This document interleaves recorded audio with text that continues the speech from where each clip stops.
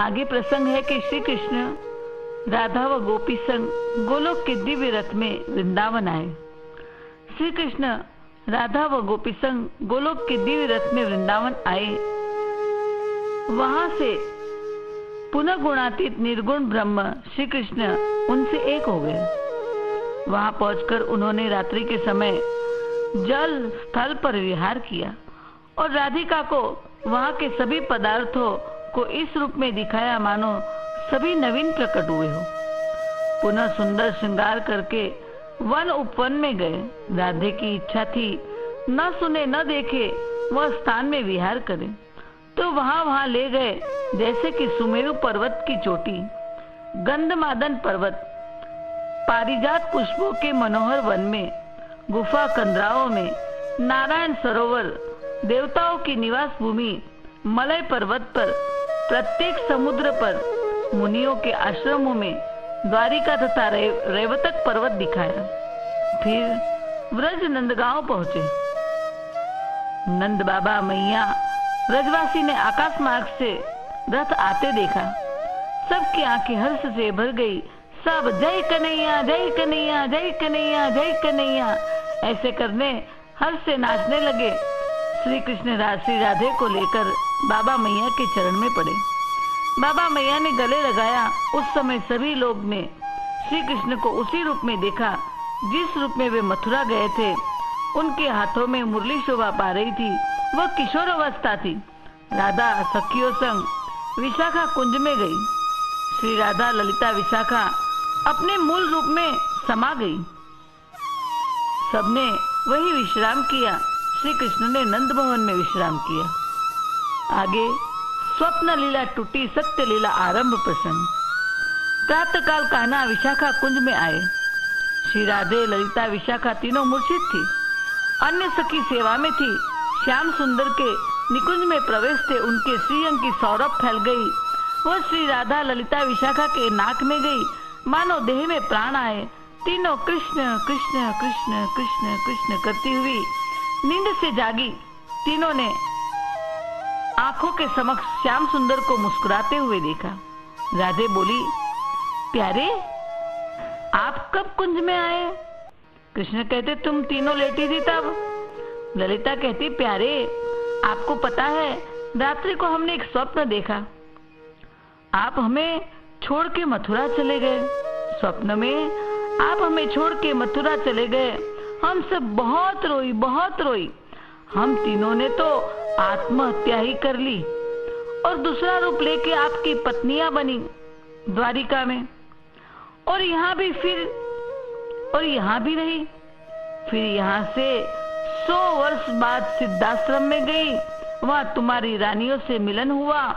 आश्चर्य की बात, हम ही यहाँ की जो सुंदरिया थी वही आपकी वहां पत्नी के रूप में भी थी।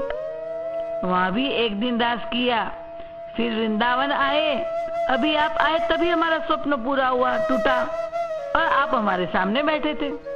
श्याम सुंदर हंसने लगे। मन में सोचते हैं, धन्य है मेरी माया को। फिर श्री कृष्ण बोले, चलो प्यारी, श्रीदामा भांडीर वन में है। वो मेरे बिना, तुम्हारे बिना तड़प रहा है। तुरंत राधे उठी। राधा कृष्ण व सखिया भांडीर वन की ओर चली। भांडीर वन में आकर सब पुकारने लगे, श्रीदामा भैया, श्रीदामा भैया, श्रीदामा भैया, कहाँ हो पुकारते। सब बंसीवट पहुंचे तो देखा श्रीदामा वहां मूर्छित अवस्था में अश्रुपात करता प्रलाप कर रहा था। हाँ प्यारे, हाँ श्याम सुंदर, हाँ मेरे जीवन धन, तुम कहाँ गए? अपने प्यारे श्रीदामा को भूल गए? हाँ राधे बहना, हाँ बहना करते हुए प्रलाप कर रहे थे। राधे दौड़ी, भैया को गले लगाया, बोली, भैया देख तेरे प्राण, श्री कृष्ण तुम्हें छोड़कर कहीं नहीं गए, यही है। श्री कृष्ण कहते हैं, प्रिय मित्र, मैं तुम्हें छोड़कर, राधे को छोड़कर, श्री वृंदावन छोड़कर कभी कहीं नहीं जाता। श्री दामा श्री कृष्ण को लिपटे। सबकी आंखें मित्र प्रेम देख के बरस रही थी।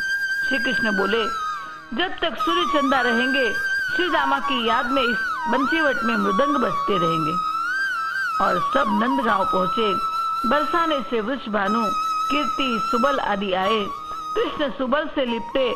वृषभानु कीर्ति ने लाली को गले लगाया। कृष्ण के चरण में प्रणाम किया। फिर यशोदा ने कहा, आज राधे श्याम के विवाह का उत्सव मनाओ। सारा व्रत सजाया गया, खूब नाच गान हुआ, 56 भोग बनाया गया, सबको भोजन कराया गया। सबके मुख से एक ही शब्द निकल रहे थे, राधे तेरी जोड़ी बनी रहे, तेरी मांग सिंदूर से भरी रहे। राधे तेरी जोड़ी बनी रहे, कृष्णा तेरी जोड़ी बनी रहे। राधे तेरी जोड़ी बनी रहे, कृष्णा तेरी जोड़ी बनी रहे। सबको श्री कृष्ण को मथुरा द्वारिका स्वप्नवत ही लगा। एक बुरा स्वप्न पूर्ण हो गया। अब प्रभु धरती पर लीला समेटना चाहते हैं, अतः वह महानारायण की लीला कैसे समाप्त हुई और आकर श्री कृष्ण में मिल गए, इस प्रसंग को देखें। महानारायण रूप कृष्ण की द्वारिका लीला संक्षिप्त में। महानारायण कृष्ण महालक्ष्मी स्वरूपा रुक्मणी एवं समस्त रानियों को ले द्वारिका पहुंचे। फिर कौरव पांडव में महाभारत युद्ध हुआ। उसमें श्री नारायण कृष्ण ने अर्जुन का रथ हाँका एवं गीता सुनाई। उनकी महानारायणी सेना दुर्योधन के पक्ष में रहकर पांडव संग युद्ध हुआ। कौरवों का विनाश हुआ, पांडव राजा बने। श्री कृष्ण ने देखा, यदुवंशी मेरी शक्ति पाकर उन्मत्त बने हैं, मेरे बाद धरती पर रहे तो धरती का विनाश करेंगे। अतः सांब को ऋषियों के द्वारा शाप दिलवाया, जिनके परिणाम स्वरूप प्रभास क्षेत्र में जाकर पूरा परिवार एक दूसरे के संग श्रापित मुसल के चूड़े से जुड़ी सीख को हाथ में ले एक दूसरे से लड़े और यदुवंशियों का नाम निशान मिटा। बलराम जी ने वहीं प्रभास के समुद्र किनारे समाधि ले योग से परमात्मा से एक होकर निर्वाण को प्राप्त हो मानव शरीर त्याग दिया।